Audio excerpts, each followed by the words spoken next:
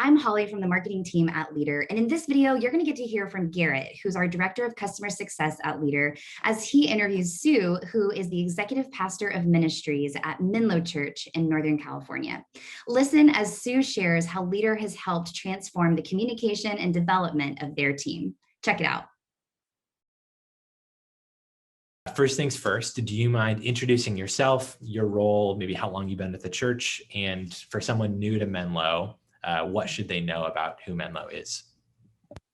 My name is Sue Kim On. I am on the executive team at Menlo Church, and I've been here for 10 years in different roles, working on different teams and then overseeing different teams. So it's just probably too long of a list to go through. Menlo Church is 6 campuses. We're in the San Francisco Bay Area, and we are just a growing church that values thoughtful faith, egalitarian ministry, and serving the community. You know, again, 2020 was a little bit of a challenging year kind of across the globe and in the country, and especially for the church, learning to do church online and at a distance for the first time.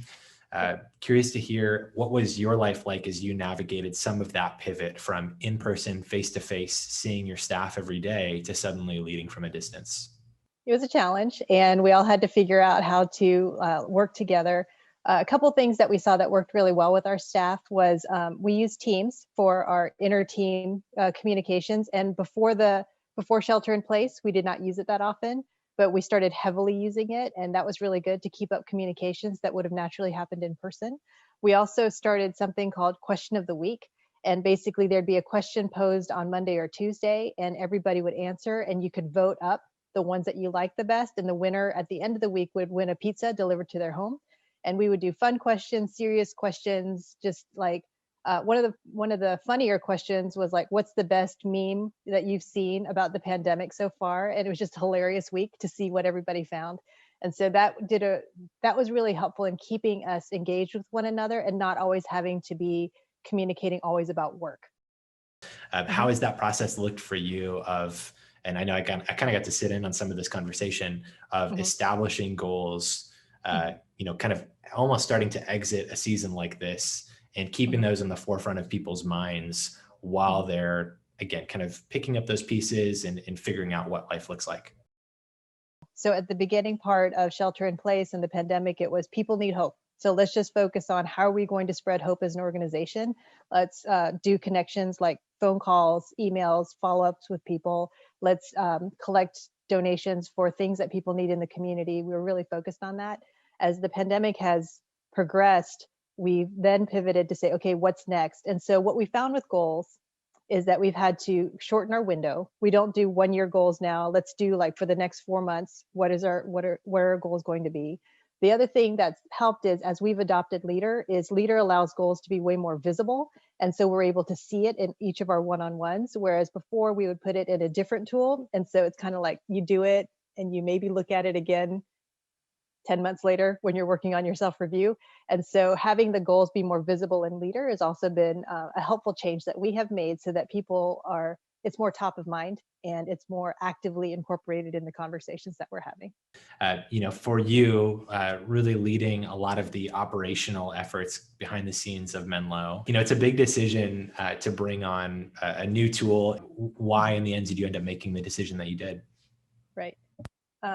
So adopting the Leadr tool for our organization was a pretty easy decision on my part. Like once I sat down with Garrett and a couple of the guys from Leadr and went through the demo, and I told them it's the first time I've gone through a demo where every single thing that I wanted in a software was present. And so for me, I already knew we were going to do it. It was just a matter of doing a little bit of work on my end to make sure the rest of the organization was on board. So what I did was we did a survey of our entire staff and just asking, tell us about your one-on-ones. How often are you doing them? What's working? What's not working? If you could change them, what would you do differently? And from the results that we received, it was evident that there were several trends that were evident. And one of it was that half our staff were having regular one-on-ones and half our staff not at all. They weren't having any regular one-on-ones, which was a problem. And the feedback from the managers that responded to the survey was they wanted some help. They wanted some help to give more structure and more consistency to their one-on-ones. And from the direct reports, their feedback was that they wanted to be able to more consistently be talking about their development and just getting feedback. And so, Leadr seemed like the perfect fit to be able to help address those needs and those desires, is to give more structure, to give more consistency, as well as some of the preloaded questions that are available that could also help with also improving the quality of the discussions. And so honestly, adopting the tool was a really easy decision. And so it was just a question of how fast could we do it in a way that actually helped people adopt it versus feeling like another new thing was dropped into their lap. Yeah, that's such a great point. I think, especially especially over the last few months of not just the pandemic, but then coming into Thanksgiving and Christmas, and now we're looking ahead to Easter. It can always be that battle of when is this the priority, right? And when do we try and kind of squeeze something else in a sense?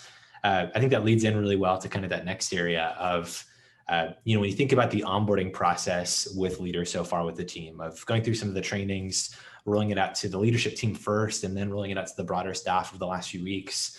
How do you feel the team has responded? And do you have any initial stories or feedback from the team that you can share?